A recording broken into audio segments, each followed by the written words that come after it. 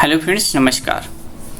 इससे पहली वीडियो में हमने चर्चा की थी कि भूगोल के सिलेबस में हम क्या क्या पढ़ेंगे। आज हम पहला वीडियो शुरुआत करते हैं। अब इसके बाद जो हम पढ़ेंगे भौतिक भूगोल, भारत का जो भौतिक भूगोल है उसमें भारत के सामान्य परिचय का पहला जो चैप्टर्स है उसकी चर्चा हम करेंगे। आई होप सिलेबस आपने देखा होगा, तो सिलेबस में हम एक बार फिर से आपको ऐसे मूव करके दिखा दे रहे हैं। ये सारा इतना सिलेबस की चर्चा हमने की थी, तो हम इसमें पहले चैप्टर्स की चर्चा कर रहे हैं। ठीक है, चलिए। आप सब आई होप कि स्वस्थ होंगे और ईमानदारी से पढ़ाई कर रहे होंगे। तो चलिए ठीक है, अब शुरुआत करते हैं। भारत के सामान्य परिचय और प्रादेशिक विभाजन के बारे में हम बात करेंगे। देखिए, भारत हिमालय की गोद में स्थित है एवं यहाँ की जो पवित्र नदी है गंगा है, जो भारत के विस्तृत भाग को सिंचित करने का काम करती है। भारत एशिया महाद्वीप में स्थित है, उत्तर एशिया में है। भारत की में जो है, भारत के नाम पर भारत यानी हिंदुस्तान भारत को कहते हैं। तो मात्र ऐसा विश्व में ऐसा एक देश है जिसके नाम पर एक महासागर का नाम है, जिसको हिंद महासागर हम कहते हैं। ठीक है, हिंद महासागर के शीर्ष यानी उत्तर भाग में जो है भारत की स्थिति है। भारत, इंडिया, आर्यावर्त और हिंदुस्तान के नाम से जाना जाता है। ठीक है, विश्व भूखंड की बात करें तो ये इसका जो विस्तार है 8 डिग्री 4 मिनट उत्तरी अक्षांश से लेकर 37 डिग्री 6 मिनट उत्तरी अक्षांश तक इसका विस्तार है। और देशांतरी विस्तार की बात करें तो 68 डिग्री 60 मिनट पूर्वी देशांतर से लेकर जो 97 डिग्री 25 मिनट पूर्वी देशांतर के मध्य इसकी अवस्थिति है। यानी पूर्वोत्तर एशिया में ये पूर्वी मध्य एशिया की बात हम कर सकते हैं। ठीक है, इस है भारत। तो इन सब चीजों को हम देखेंगे। भारत के नामकरण से सबसे पहले इसका शुरुआत करते हैं। तो सबसे पहले भारत, जो भारतवर्ष कहा जाता था, उसको जिसे हम ब्रह्मावर्त के नाम से जानते थे। और ब्रह्मवर्त क्या था? जम्मू द्वीप का दक्षिणी भाग होने के कारण इसे ब्रह्मवर्त कहा जाता था। भारत इसको जो है ऋग्वैदिक काल के प्रमुख एक कबीलाई समुदाय थे, जिनके एक राजा हुआ करते थे जिनका नाम भरत था। भरत के नाम पर भी इसका भारत नाम माना जाता है। साथ ही साथ एक जो है भरत नाम दूसरे जो सेंस में हम देखते हैं, दुष्यंत और शकुंतला के जो पुत्र थे उनका नाम भी भरत था। तो वायु पुराण में इसका उल्लेख मिलता है कि उनके नाम पर भारत का नाम भारत पड़ा। साथ ही साथ हिंदुस्तान इसका नाम कब पड़ा? क्योंकि फारसी और अरबी इतिहासकारों के द्वारा जो है हिंदुस्तान इसका नाम रखा गया। आर्यावर्त के समय जब भारत में आर्य आए तो आर्यों का निवास स्थल होने के कारण इसे आर्यावर्त कहा जाने लगा। इंडिया शब्द पड़ा यूनानियों के द्वारा, क्योंकि जो है यूनानी जब भारत में आए थे तो सिंधु नदी को पार करके आते थे, तो सिंध को वो बेसिकली हिंद कहा करते थे, क्योंकि सा को हा जो है प्रोनाउंस करते थे। तो वो लोग इस तरीके से इंडिया जो है इसका नाम पड़ा। ठीक है, अब हम बात करेंगे भारत में हिंदुस्तान की संज्ञा सर्वप्रथम देश के निवासियों के द्वारा प्रदान किया गया। तो ईरानियों द्वारा जो है हिंदुस्तान की संज्ञा दी गई थी भारत को। बौद्ध काल में भारतवर्ष का नाम लोकप्रिय था। जम्बू द्वीप के नाम से भारत को जाना जाता था। भारत की खोज सर्वप्रथम वास्को डी गामा एक पुर्तगाली जो था, जिसने किया था 1492 में भारत की खोज की थी।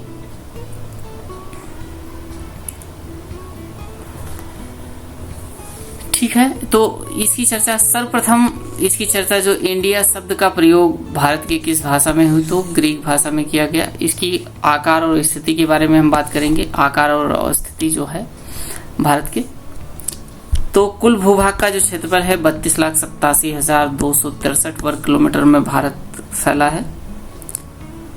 भारत का क्षेत्रफल विश्व के कुल भौगोलिक क्षेत्रफल का 2.4% है। जो विश्व का कुल क्षेत्रफल है उसके क्षेत्रफल का 2.4% भारत का क्षेत्रफल है। विश्व की भू आकृति की बात करें तो विश्व की भू आकृति जैसे हम देखते हैं इस तरह से चतुर्कोणी पर हम देखते हैं समक्षेत्र बेलनाकार प्रक्षेप पर विश्व को एक ग्लोब के माध्यम से हम दिखा पाते हैं। साथ ही साथ भारत की भू आकृति प्रदेश की बात करें तो चतुष्कोणीय है, जैसे कि ये मैप में आपको दिख रहा होगा, चारों कोने लगभग बराबर दिख रहे हैं।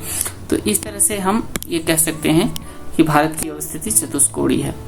ठीक, भारत के उत्तर दक्षिणी विस्तार की बात करें तो 3214 किलोमीटर जो है इस तरह से विस्तार मिलता है भारत का।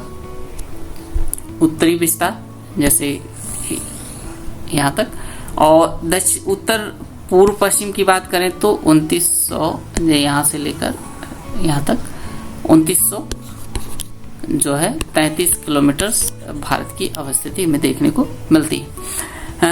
द्वीपों सहित भारत की कुल तटरेखा की बात करें, लंबाई की बात करें तो द्वीपों सहित जो भारत की तटरेखा है, जैसे ये द्वीप हैं तो इनकी जो तटरेखा है वो, साथ ही साथ जो भारत के मुख्य भूखंड की तटरेखा है ये, इसका जो कुल लंबाई है वो पूछी जा रही है कितनी है, तो 7516.6 यानी 7516.6 किलोमीटर है। और ये क्वेश्चंस कई बार एग्जाम्स में आए हैं तो आप इसे याद रखें।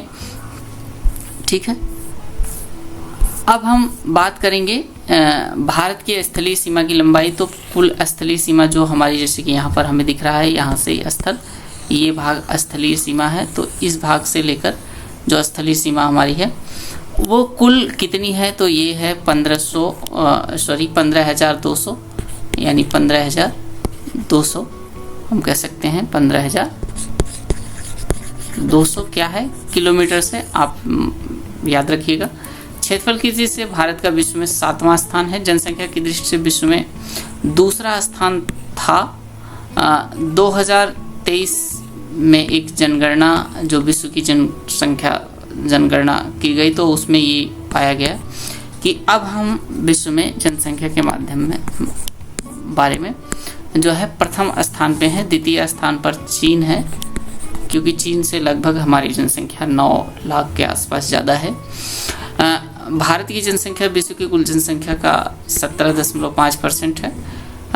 ये आंकड़े जो हैं 2011 के सेंसेक्स से, जो भी आंकड़े जनसंख्या से जुड़े होंगे 2011 के से होंगे, लेकिन चूंकि अभी करंट में जो विश्व की जनगणना हुई थी तो उसमें एक बात निकल कर आई थी कि प्रथम जो जनगणना विश्व है, जो विश्व में प्रथम जनसंख्या के दृष्टिकोण से जो प्रथम देश है वो है भारत। भारतवर्ष में गांवों की कुल लगभग 6.40 लाख से अधिक गांव है यहाँ। भारत की अक्षांशीय विस्तार जैसे अभी हमने देख लिया था। देशांतरी विस्तार भी हमने 68 डिग्री 7 मिनट से 97 डिग्री 25 मिनट पूर्वी देशांतर में देखा था। जो खास बात है, एक पूर्वी देशांतर जिसमें मानक डिग्री निर्धारित की जाती है वो 82.5 डिग्री पूर्वी देशांतर जो हमारे नैनी से होकर गुजरती है, प्रयागराज के नैनी से होकर गुजरती है। तो इस चीज़ को आप याद रखें। साथ ही साथ अब हम चर्चा करेंगे कि भारत के मानक समय जो निर्धारित होते हैं वो कहाँ से होते हैं। तो भारत के जो मानक समय है वहाँ से भारत के जो मानक समय है लगभग 5.5 घंटे जो है आगे है। जो जैसे ये अगर हम मान लें, विश्व को इस तरीके से मान लें तो यहाँ पर 0 डिग्री जो है देशांतर रेखा है जो ग्रीनविच प्रयोगशाला है लंदन में, उसे गुजरती है और वहीं से निर्धारित होता है दोनों तरफ, यानी पूर्वी और पश्चिमी तरफ जो हमारे मानक समय निर्धारित किए गए हैं। विश्व को कुल 24 मानक जोनों में निर्धारित किया गया है, बांटा गया है। तो उसके आधार पर भारत 82.5 डिग्री पूर्वी देशांतर मानक निर्धारित किया गया है, तो उस तरह से 5.5 घंटा आगे हो जाता है। आप याद रखें, भारत के मानक समय या उत्तर कितने राज्यों से होकर गुजरती है, ये क्वेश्चन कई बार पूछा जाता है। तो 5 राज्यों से होकर गुजरता है। कौन कौन से राज्य हैं इसकी चर्चा हम देखते हैं, करते हैं। मध्य प्रदेश है सबसे पहले, उत्तर प्रदेश है, मध्य प्रदेश, छत्तीसगढ़ और जो है आंध्र प्रदेश। अब हम देखते हैं कर्क रेखा जो है हमारी। कर्क रेखा भारत के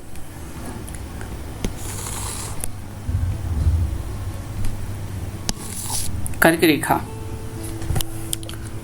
विषुवत रेखा के उत्तर में स्थित 23.5 डिग्री उत्तरी अक्षांश को हम कर्क रेखा के नाम से जानते हैं। कर्क रेखा भारत के 8 राज्यों से होकर गुजरती है। उसमें गुजरात है, राजस्थान है, मध्य प्रदेश है, छत्तीसगढ़ है, झारखंड है, पश्चिम बंगाल है, त्रिपुरा है, तो एक एक करके जैसे हम यहाँ देख पा रहे हैं मैप में, कर्क रेखा है हमारी, ये जो डॉट डॉट करके ऐसे दी गई है, ये कर्क रेखा है। हम जूम कर देते हैं, आप देख लें एक बार। तो इस कर्क रेखा में गुजरात है सबसे पश्चिम में, और सबसे पूर्व में है हमारा जो मिजोरम है, इसके बाद त्रिपुरा है, यहाँ हम देख रहे हैं, साथ में पश्चिम बंगाल है, झारखंड है, फिर मध्य प्रदेश है, यहाँ पर छोटा सा राजस्थान का पार्ट थोड़ा सा जुड़ता है, बीच में छत्तीसगढ़ है। तो इस तरीके से हमने देखा कि ये 8 राज्य जो हमारे हैं कर्क रेखा जिनसे होकर गुजरती है। ठीक, कर्क रेखा किन राज्यों से होकर गुजरती है, उसके पड़ोसी देश कौन कौन से, सबसे जो कर्क रेखा के सबसे पास में हमारा जो देश है वो है बांग्लादेश। मानक समय रेखा एवं कर्क रेखा किस राज्य में एक दूसरे को काटती हैं, तो वो है छत्तीसगढ़।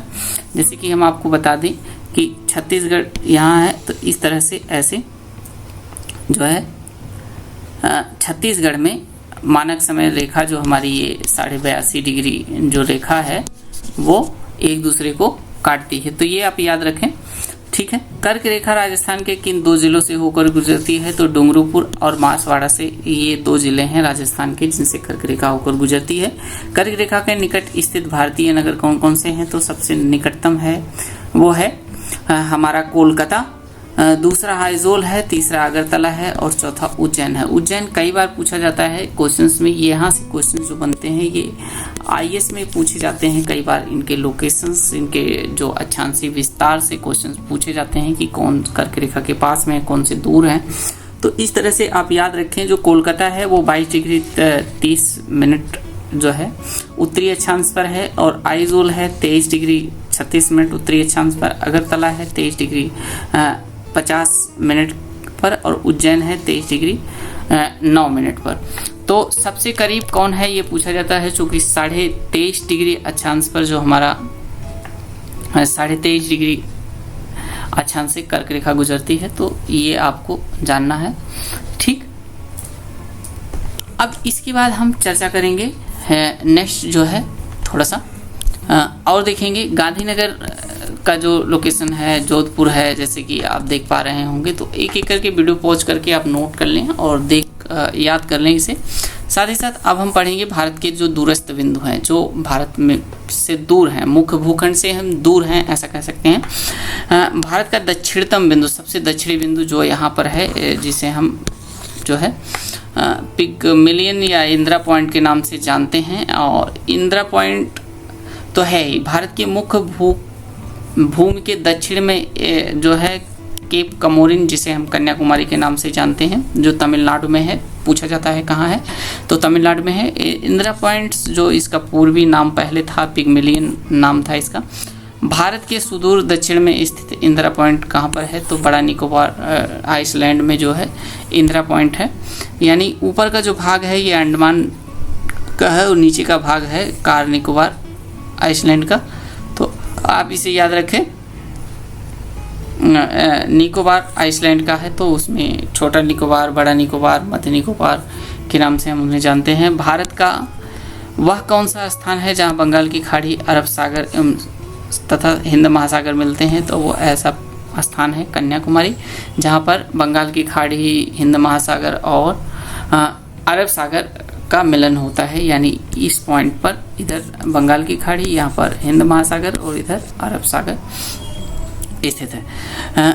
भारत का सुदूर उत्तरी बिंदु कौन सा है, तो इंदिरा कौल है। उत्तरी बिंदु पूछा जा रहा है तो इंदिरा कौल है जो लद्दाख में स्थित है। भारत का सबसे पूर्वी बिंदु कौन है, तो किबिथु है जो अरुणाचल प्रदेश में यहाँ पर स्थित है। इसके अलावा पश्चिमी बिंदु गौर माता या गौहर माता, जिसे हम सर क्रीक के नाम से भी जानते हैं, वो है हमारा गुजरात में स्थित है। ठीक है, आए दिन इस पर विवाद होता रहता है। तो जैसे कि मैप में हम आपको दिखा दें दूरस्थ बिंदुओं को एक बार, यहाँ पर हमारा किबिथु है सबसे पूर्वी, और यहाँ पर हमारा है इंदिरा कौल। सियाचिन में जो लद्दाख है, सियाचिन के में यानी लद्दाख का ही पार्ट सियाचिन है, तो वहाँ पर है। साथ ही साथ पश्चिमी जो यहाँ पर है, जिसे हम गौर माता के नाम से जानते हैं, और दक्षिण में जो मुख्य भूखंड है वो है कन्याकुमारी, और जो हमारा दक्षिणतम बिंदु है वो है इंदिरा पॉइंट। तो इस तरीके से ये सब चीज़ें आप जान गए होंगे। अब हम बात करेंगे भारत के पड़ोसी देश। कौन कौन से हैं, भारत के कुल कितने देश हैं जिनसे भारत सीमा बना साझा करता है मुख्य भूखंड से, तो वो हैं 7। देश के कुछ महत्वपूर्ण तथ्यों के बारे में देख लेते हैं। देश की सीमाएं प्राकृतिक एवं मानवीय दोनों प्रकार की होती हैं। तो कौन सी सीमाएं प्राकृतिक हैं, कौन सी मानवीय हैं, इन्हें हम देखते हैं। भारत की स्थानीय सीमाएं उत्तर पश्चिम में अफगानिस्तान, पश्चिम में पाकिस्तान और उत्तर में जो है चीन और नेपाल से, और उत्तर पूर्व में भूटान तथा पूर्व में बांग्ला तथा म्यांमार से लगी हुई सीमा है भारत की। ये तो एक रहा ओवरऑल जो हमने आपको बताया। दक्षिण में 2 पड़ोसी द्वीपीय राष्ट्र हैं इसके जो बंध हैं, एक श्रीलंका है, दूसरा मालदीव है। फिर इसके बाद पाकिस्तान, नेपाल, भूटान, बांग्लादेश, म्यांमार भारत को भारतीय उपमहाद्वीप के अंतर्गत रखा जाता है। भारत को उपमहाद्वीप की संज्ञा दी जाती है। क्यों दी जाती है? क्योंकि भारत कुछ वर्ष पहले जब एक था, पाकिस्तान, बांग्लादेश और भारत मिलकर सब एक हुआ करते थे, तो उस समय जो है इसे पाकिस्तान, नेपाल, भूटान, बांग्लादेश, म्यांमार को मिलाकर हम भारतीय उपमहाद्वीप के नाम से इसे हम जानते थे। ठीक है, हम इसके बाद देखते हैं भारत की सबसे जो हमारी लंबी सीमा है कौन सी है, किस देश से साझा करती है, तो वो है बांग्लादेश से। सबसे ज़्यादा लंबी सीमा साझा करने वाला देश जो है भारत से वो है बांग्लादेश, जो 96.7 किलोमीटर है। भारत की सबसे छोटी स्थलीय सीमा अफगानिस्तान कुल 106 किलोमीटर साझा करता है। वह कौन सा भारतीय राज्य है जो 3 तरफ बांग्लादेश से घिरा हुआ है? तो त्रिपुरा है। वह कौन सा भारतीय राज्य है जो म्यांमार से सीमा साझा करता है? तो वो है अरुणाचल प्रदेश। अधिकतम सीमा जो है अरुणाचल प्रदेश का म्यांमार से सटा हुआ है। भारत के किस पड़ोसी देश को लैंड ऑफ थंडर बोल्ट के नाम से जानते हैं? Very very important. किस पड़ोसी देश को लैंड ऑफ थंडर बोल्ट के नाम से जानते हैं? तो भूटान को लैंड ऑफ थंडर बोल्ट के नाम से जानते हैं। भारत तथा पाकिस्तान के मध्य सीमा रेखा का निर्धारण कैसा किया गया है? तो अध्यारोपित सीमाएं हैं। ये क्वेश्चंस कई बार एग्जाम्स में आया है, तो आप भारत और पाकिस्तान की जो मध्य की सीमा है वो अध्यारोपित है, इसे आप याद रखें।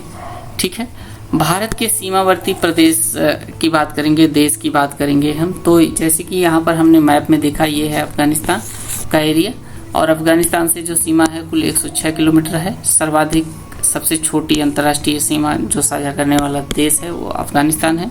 सबसे ज़्यादा सीमा साझा करने वाला देश है, जैसे कि यहाँ पर आपको दिखा कि ये है बांग्लादेश, और इसके बाद भूटान जो है 699 किलोमीटर, नेपाल 1751 किलोमीटर, चीन जो है 3488 किलोमीटर कुल सीमा साझा करता है। बांग्लादेश 4096.7 की बात की हमने। म्यांमार की बात करें तो 1643 किलोमीटर जो है सीमा साझा करता है। वहीं पाकिस्तान की बात करें जो वेरी वेरी इंपॉर्टेंट है, 3323 किलोमीटर जो सीमा साझा करने वाला देश है वो है पाकिस्तान। ठीक है, तो ये तो रही हमें सीमाओं के बारे में भी जानकारी हमने दिया, और साथ ही साथ यह मैप पे हम आपको एक चीज़ और दिखा चलें। भारत के ये पूरे राज्य हैं, अलग अलग राज्य हैं। सबसे उत्तर में हमारा जैसे कि अभी ये लद्दाख और जम्मू कश्मीर, पहले एक जम्मू कश्मीर स्टेट हुआ करता था, अब वर्तमान समय में ये एक यूनियन टेरिटरी है, यूटी बन गया है, जिसमें 2 यूटी बनाए गए, एक लद्दाख और दूसरा जम्मू कश्मीर के नाम से। लद्दाख में आप सियाचिन ग्लेशियर स्थित है, और सियाचिन ग्लेशियर के पास ही हमारा है इंदिरा। ठीक है, याद रखें। इसके अलावा जो हमारे पास टेरिटरी हैं, यूनियन टेरिटरी हैं, उसमें दादर नगर हवेली है, दमन दीव है। ठीक है, इसके बाद माहे जिसे पुंडीचेरी का भाग है, पुंडीचेरी में एक कराईकल है और एमन है। तो बेसिकली पुंडीचेरी को 3 राज्यों में हम देखते हैं, एक तो हम केरल में, दूसरा तमिलनाडु में, तीसरा जो है हम एमन में देखते हैं। देखिए पुंडीचेरी तो 3 अलग अलग नामों से जाना जाता है, साथ ही साथ 4 स्थानों पर इसे जाना जाता है। एक खुद पुंडीचेरी है और एक कराईकल है, 2 पॉइंट्स पर तमिलनाडु में है, और एक यमन पुंडीचेरी का जो भाग है वो आंध्र प्रदेश में है। साथ ही साथ माहे जो है वो पुंडीचेरी जो केरल में है। तो ये तो रही बेसिक चीज़ें जो हमें जानना था। अब हम एक बार इसको मैप में देख लेते हैं, थोड़ा सा मैप में अभी हमने देख लिया, अब हम इसको डिटेल्स में एक बार देख लेते हैं लंबाई चौड़ाई क्या है। बांग्लादेश की जो 4096.7 था हमने देखा, ये 5 राज्य हैं जो इससे सीमा साझा करते हैं, जिसमें पश्चिम बंगाल है, मेघालय, मिजोरम, त्रिपुरा, असम। कई बार रफली पूछ लिया जाता है इस तरीके से कि बांग्लादेश कितने राज्यों से सीमा साझा करता है। ठीक है, चीन है तो चीन भारत के कितने राज्यों से सीमा साझा करता है, ऐसे करके क्वेश्चन पूछते हैं। तो 5 से चीन भी करता है, 5 से बांग्लादेश भी करता है, 5 से नेपाल भी करता है और 5 से पाकिस्तान भी करता है। याद रखें, ये जो 4 देश हैं जिसमें बांग्लादेश है, चीन है, पाकिस्तान है, नेपाल है, ये सब 5-5 राज्यों से सीमा साझा करते हैं। साथ ही साथ म्यांमार, भूटान जो है 4-4 राज्यों से सीमा साझा करता है, जिसमें म्यांमार जो है अरुणाचल प्रदेश, नागालैंड, मिजोरम और मणिपुर से सीमा साझा करता है। भूटान की बात करें तो पश्चिम बंगाल, सिक्किम, अरुणाचल प्रदेश और असम से अपनी सीमा साझा करता है। साथ ही साथ अफगानिस्तान एक ऐसा देश है जो केवल एक केंद्र शासित प्रदेश से सीमा साझा करता है, जिसका नाम लद्दाख है और कुल 106 किलोमीटर सीमा साझा करता है। ठीक है, तो इस तरीके से ये हमने देखा। अब भारत के राज्यों और केंद्र शासित प्रदेशों से जो संबंधित प्रश्न कुछ पूछे जाते हैं उसमें है कुल कितने राज्य हैं, तो वर्तमान में कुल 28 राज्य हैं। क्षेत्रफल के दृष्टिकोण से भारत में सबसे बड़ा राज्य जो है राजस्थान है, दूसरा मध्य प्रदेश है, तीसरा महाराष्ट्र है, चौथा उत्तर प्रदेश है। तो रामऊ, ऐसे आप कह सकते हैं रामऊ।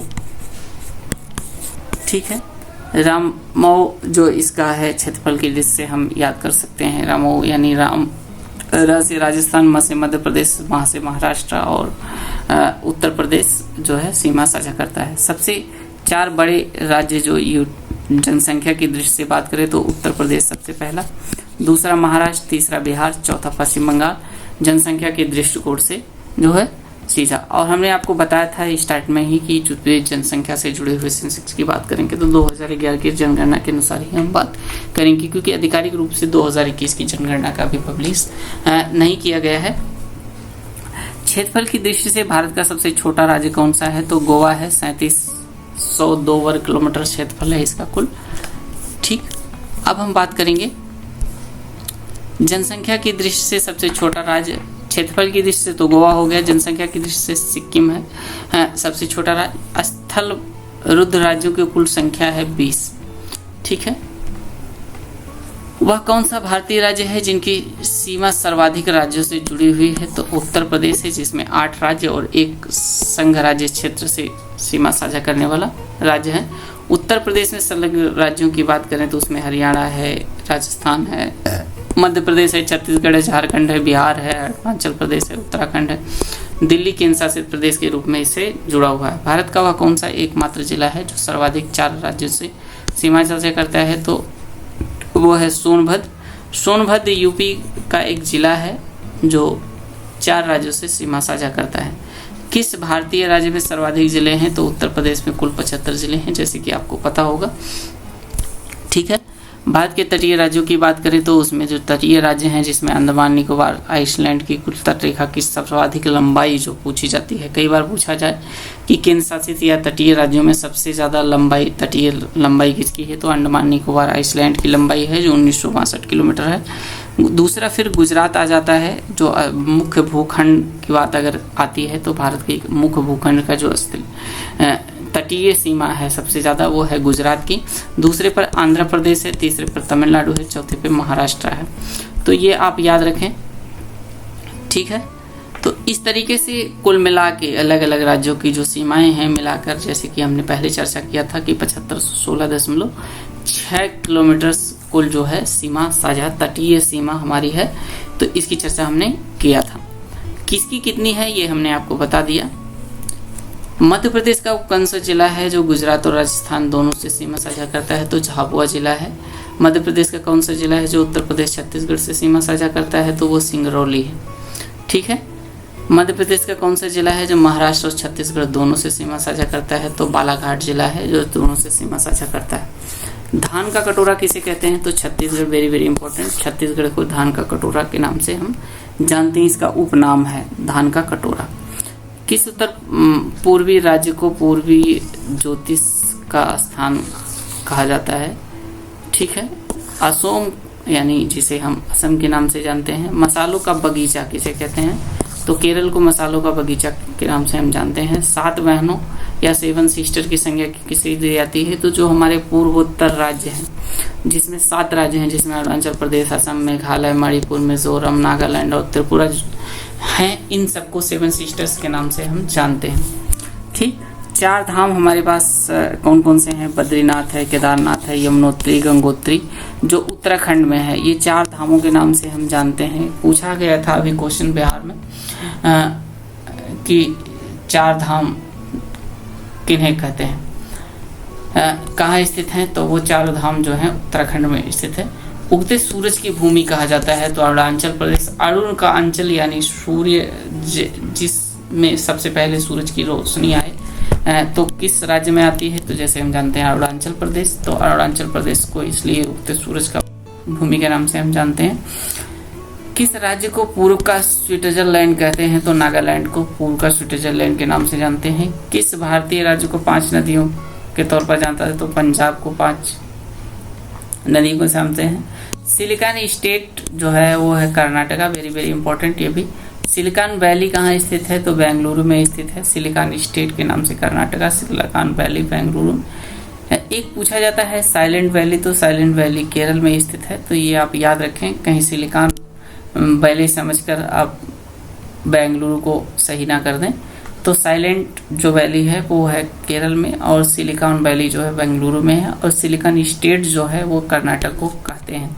ठीक है, किस भारतीय राज्य को पहले स्टेट ऑफ मैसूर कहा जाता था, तो कर्नाटक को हम भारतीय राज्य का Mysore of state of Mysore के नाम से जानते हैं। कोचीन का जुड़वा नगर जो है, ये भी क्वेश्चन इंपॉर्टेंट है क्योंकि पूछा गया है, तो एर्नाकुलम को कोचीन का जुड़वा नगर के नाम से जानते हैं। वेरी वेरी इंपॉर्टेंट, भारत का कोहिनूर किसे कहा जाता है, तो भारत का कोहिनूर किस राज्य को दिया जाता है संज्ञा, तो आंध्र प्रदेश को भारत का कोहिनूर कहा जाता है। पाट अंचल किस भारतीय राज्य में अवस्थित है, तो झारखंड में अवस्थित है पाट अंचल, ये भी इंपॉर्टेंट क्वेश्चन है। असम कितने भारतीय राज्यों से घिरा हुआ है, तो 7 राज्यों से घिरा हुआ है। दक्षिण उत्तर गलियारे किन 2 भारतीय शहरों को जोड़ते हैं, तो श्रीनगर और कन्याकुमारी को जोड़ते हैं। उत्तर दक्षिण जो हमारा इस तरह से गलियारा बना हुआ है, ठीक है, तो वो उत्तर में श्रीनगर और दक्षिण में कन्याकुमारी को जोड़ता है। पूर्व पश्चिम में जो गलियारे हैं वो पोरबंदर से लेकर सिलचर जो असम में स्थित है वहां तक जोड़ता है। भारतीय कुल केंद्र शासित प्रदेशों की संख्या की बात करें तो वर्तमान में 8 है। क्षेत्रफल की दृष्टि से भारत का सबसे बड़ा केंद्र शासित प्रदेश जो है वर्तमान में लद्दाख है। क्षेत्रफल की दृष्टि से सबसे छोटा केंद्र शासित प्रदेश लक्षद्वीप है। ठीक है, तो ये तो कुछ चीज़ें चर्चा जिसकी हम कर रहे हैं, और आगे देखते हैं। जनसंख्या की दृष्टि से भारत का सबसे बड़ा केंद्र शासित प्रदेश जो है दिल्ली है। जनसंख्या में सबसे बड़ा केंद्र शासित प्रदेश दिल्ली है। वह कौन सा क्षेत्र है जो 3 राज्यों में विभाजित किया गया है, ऐसा केंद्र शासित प्रदेश जो 3 राज्यों में, अब जैसे कि अभी हमने पहले आपको बताया था, तो पुंडुचेरी है, जिसे यमन है, जैसे हमने बताया कि आंध्र प्रदेश में है, कराईकल है, ये भी जो है माहे है तमिलनाडु में, जैसे अभी कराईकल था हमने देखा था, एक पुंडुचेरी है, ये है तमिलनाडु में, साथ ही साथ माहे को हमने केरल में देखा था। तो इस तरह से ये हमने देखा। ठीक है, यमन आंध्र प्रदेश में है, ये हमने देखा था। भारत का एकमात्र बैरन द्वीप सक्रिय ज्वालामुखी जो बैरन सक्रिय ज्वालामुखी बैरन द्वीप पर स्थित है, अंडमान निकोबार द्वीप का भाग है। भारत के राज्य और उनकी राजधानियों को एक क्विक रिवीजन के रूप में बस हम देख लेते हैं। सिक्किम की गंगटोक है, असम की दिसपुर है, अरुणाचल प्रदेश की ईटानगर है, नागालैंड का कोहिमा है, मणिपुर का इम्फाल है, त्रिपुरा की राजधानी अगरतला है, मिजोरम का आइजोल है, मेघालय का शिलांग है, पश्चिम बंगाल का कोलकाता है, बिहार का पटना है, झारखंड का रांची है, उड़ीसा का भुवनेश्वर है, महाराष्ट्र का मुंबई है, कर्नाटका का बेंगलुरु है, केरल का तिरुवनंतपुरम है, तमिलनाडु का चेन्नई है।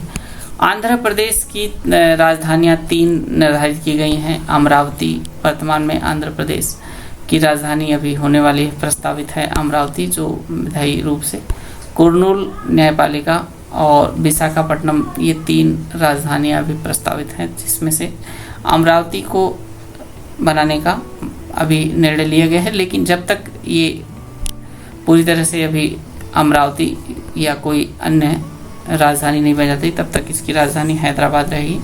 तेलंगाना जो वर्तमान की राजधानी है, गोवा जिसकी राजधानी पणजी, छत्तीसगढ़ जिसकी राजधानी रायपुर है, और मध्य प्रदेश जिसकी राजधानी भोपाल, गुजरात जिसकी राजधानी गांधीनगर।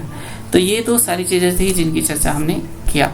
साथ ही साथ राजस्थान में जयपुर जिसकी राजधानी है, राजस्थान का जयपुर, उत्तर प्रदेश का लखनऊ, उत्तराखंड का देहरादून, हरियाणा का चंडीगढ़, पंजाब चंडीगढ़, हिमाचल प्रदेश शिमला।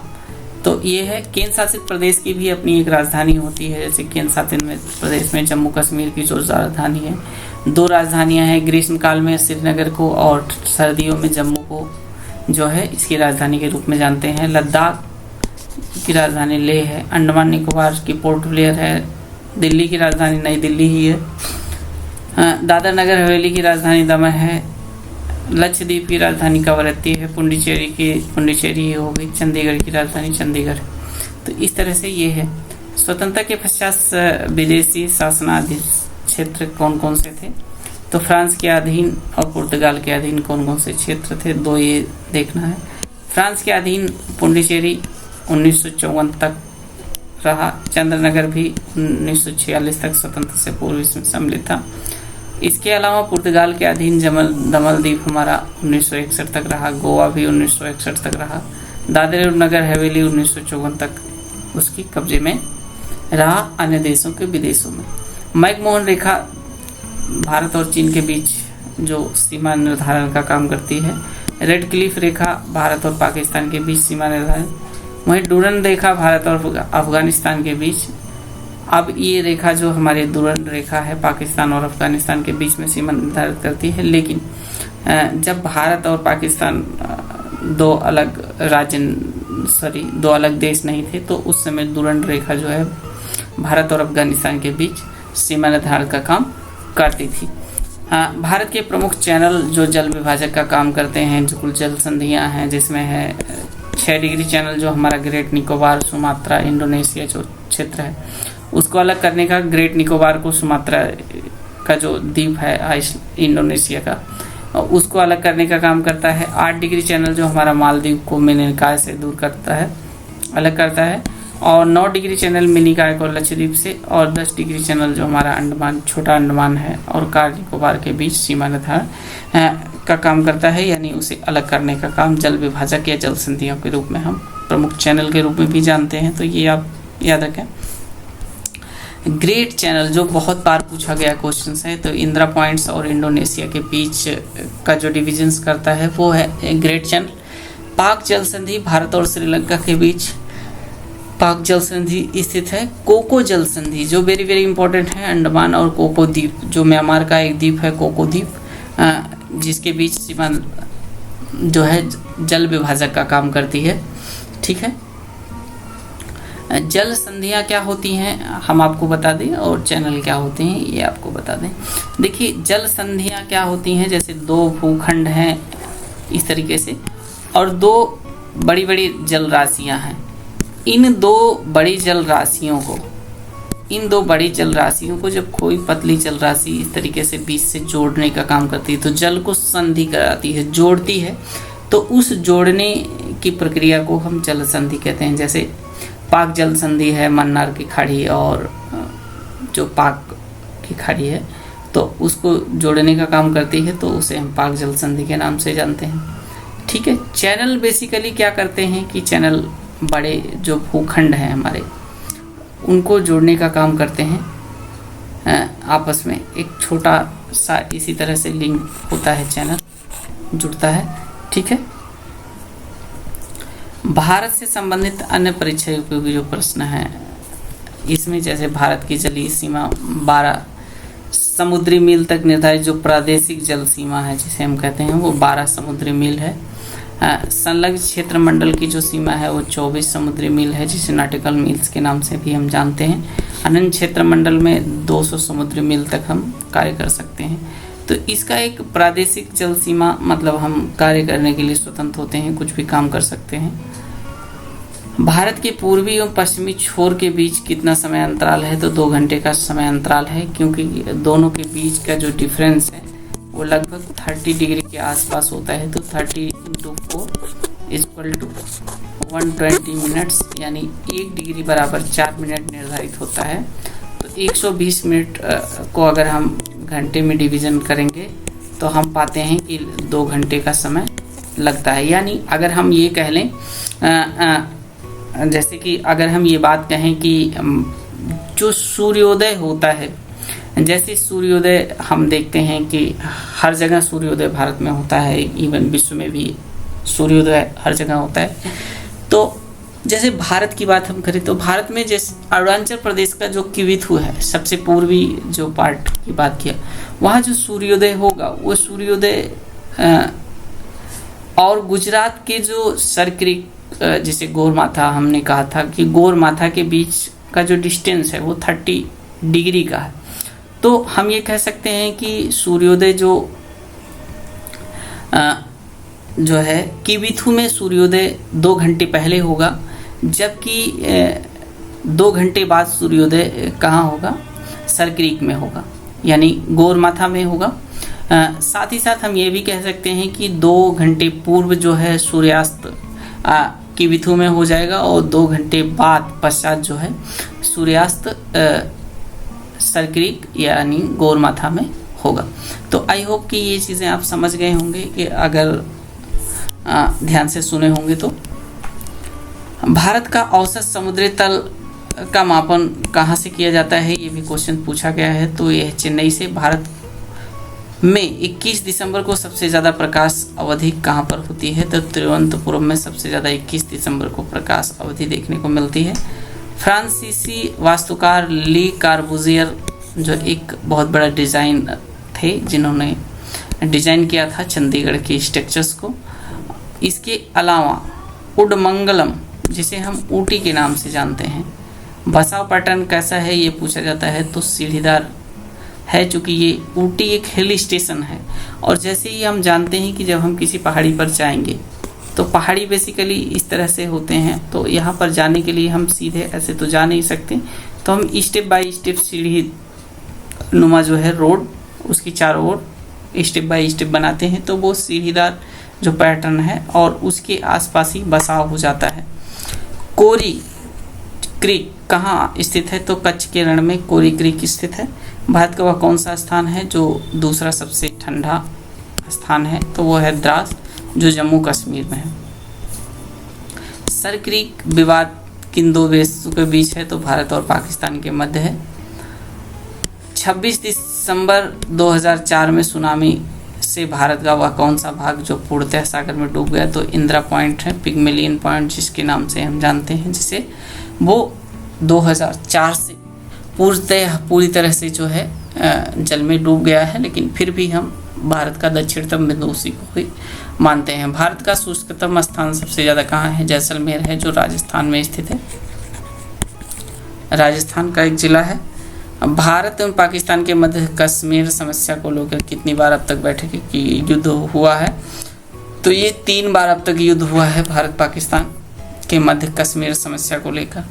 भारत में कहाँ पर सूर्य कभी ऊर्ध्व नहीं होता? तो प्रयागराज, उत्तर प्रदेश में नहीं होगा। इवन हम कह सकते हैं ये बात की, जैसे जो हमारे आपको बता दें 23.5 डिग्री जो उत्तरी अक्षांश है, जिसे हम कर्क रेखा के नाम से जानते हैं। कर्क रेखा के उत्तर में कहीं भी ऊर्ध्वाधर हमें कभी भी बिल्कुल ऊर्ध्वाधर सूर्य की रोशनी देखने को नहीं मिलेगी, ठीक है, क्योंकि सूर्य उसके बाद उत्तर कभी लंबवत नहीं होता। भारत के उपमहाद्वीप और में उष्णकटिबंधीय चक्रवातों द्वारा प्रायः प्रभावित कौन सा क्षेत्र होता है? तो कोरोमंडल तट सबसे ज़्यादा प्रभावित होता है। गिलगित बल्चिस्तान का प्रादेशिक विवाद किन 2 देशों के बीच है? तो भारत और पाकिस्तान के मध्य है। भारत में भूपत्रकों या सर्वे शीट का प्रकाशन कहाँ से किया जाता है? तो देहरादून से किया जाता है। Very very important question. Delhi के समीप देशांतर पर स्थित कौन सा शहर है तो वो है बेंगलुरु। भारत का प्रथम मानचित्र किसने बनाया था? तो एन विले, वेरी वेरी इंपॉर्टेंट, 1752 में इन्होंने बनाया था। ठीक है, अब हम इसकी चर्चा करेंगे। भारत की भूगर्भिक संरचना की चर्चा हम करेंगे, जिसकी चर्चा हम नेक्स्ट वीडियो में करेंगे। आई होप जितना हमने आपको ये सारी चीज़ें समझाई हैं, एक एक करके आपने देखा और आपको समझ में आ गई होगी।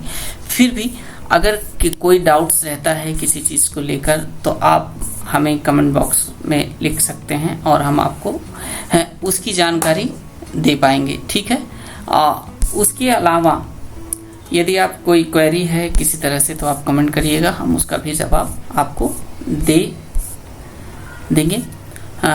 जैसे कि एक एक करके हमने चर्चा की। अगर आपको वीडियोस दोस्तों पसंद आई तो वीडियोस को लाइक करिएगा, चैनल को सब्सक्राइब करिएगा और शेयर करना मत भूलिएगा। ठीक है,